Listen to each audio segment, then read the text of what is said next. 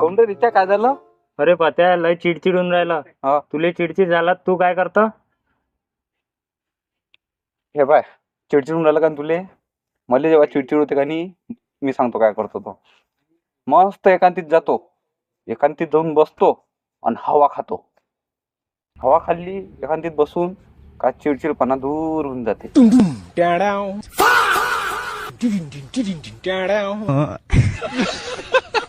मतलब वो अलग ही लेवल का बंदा था. लेकिन ये साला कर क्या रहा है यहाँ पे?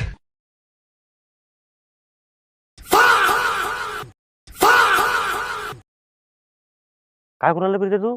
काही नाही ले का हवा खाऊन राहिलो. Down.